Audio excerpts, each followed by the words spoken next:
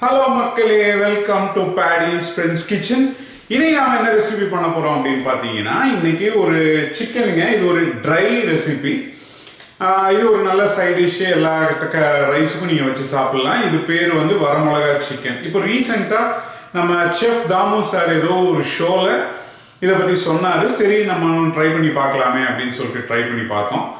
Try பண்ணி பார்த்துட்டு சரி ஓகே, இதில் இன்னும் ஒரு 2-3 இன்க்ரீடியன்ஸ் எக்ஸ்ட்ராவாக ஆட் பண்ணால் எப்படி இருக்கும்னு யோசிச்சு பார்த்ததில்ல. அது இன்னுமே சூப்பராக இருந்துச்சு.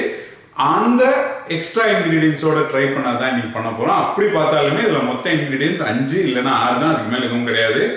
இது ரொம்ப ரொம்ப ரொம்ப ரொம்ப சிம்பிள், சீக்கிரம் ரெடி ஆகிடும், ஆனால் செம்ம டேஸ்ட்டாக இருக்கும். அண்டு நாம் இப்போ ரெசிபிக்கு போகலாம். இது நீங்கள் கண்டிப்பாக செஞ்சு பாருங்கள்.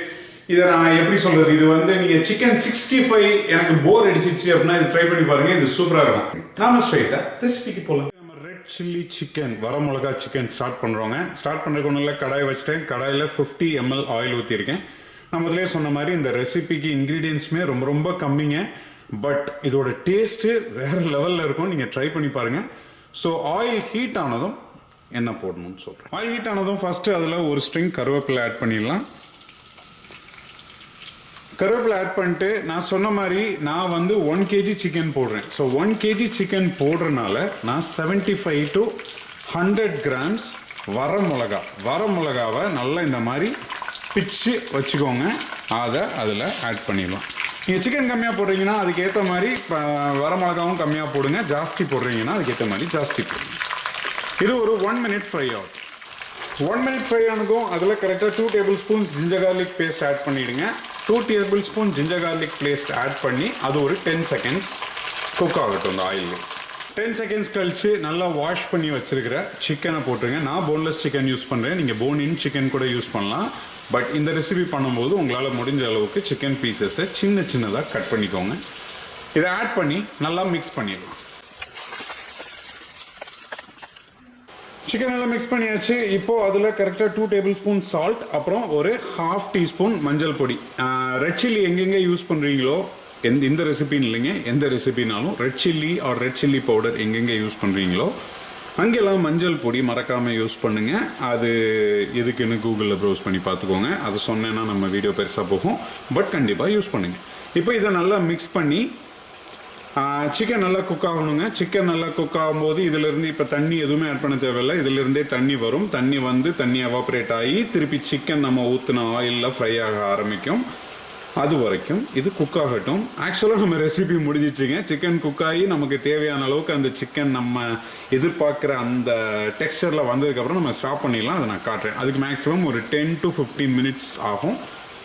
இதை தண்ணி குறைய அப்பப்போ கொஞ்சம் மிக்ஸ் பண்ணி விட்டுட்டே இருங்க. ஏன்னா தண்ணி குறைய உங்களுக்கு கீழே பிடிக்க ஆரம்பிக்கும். ஸோ தண்ணி குறைய ஆரம்பிக்கும் போது மிக்ஸ் பண்ணிவிட்டு அவ்வளோதாங்க.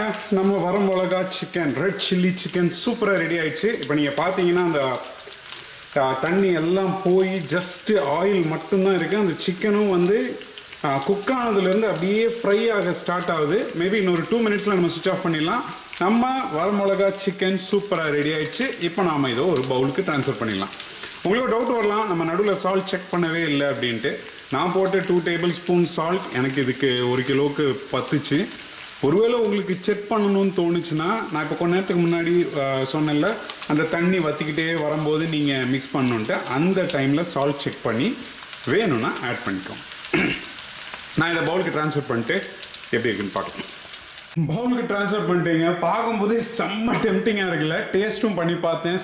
நான் வந்து ரொம்ப காரமாக பண்ணியிருக்கேன். நீங்கள் காரம் கம்மியாக பண்ணோன்னா கொஞ்சம் கம்மி பண்ணிக்கோங்க. பட் செம்ம டேஸ்ட்டாக இருக்குங்க. இப்போ பார்த்தீங்கன்னா இதில் மொத்தமே 4-5 இன்க்ரீடியன்ஸ் தான். இதில் ஆனியன் கிடையாது, தக்காளி கிடையாது, அந்த வேலை எதுவுமே கிடையாது. இது செம்ம ஈஸி. நீங்கள் ரொம்ப கம்மி குவான்டிட்டி பண்ணுறீங்க அப்படின்னா 10-15 நிமிஷத்துலேயே இதை செஞ்சிடலாம். கொஞ்சம் ஜாஸ்தி குவான்டிட்டி பண்ணிங்கன்னா டைம் ஆகும். இதை ட்ரை பண்ணி பார்த்துட்டு நம்ம வீடியோ பிடிச்சிருந்தா நம்ம வீடியோவை லைக் பண்ணுங்கள், ஷேர் பண்ணுங்கள், கமெண்ட் பண்ணுங்கள், நம்ம சேனலுக்கு சப்ஸ்கிரைப் பண்ணுங்கள், உங்கள் ஃப்ரெண்ட்ஸையும் சப்ஸ்கிரைப் பண்ண சொல்லுங்கள். நாம் நெக்ஸ்ட் வீடியோவில் இதே மாதிரி வேறு ஏதாவது புது ஐட்டத்தில் மீட் பண்ணலாம்.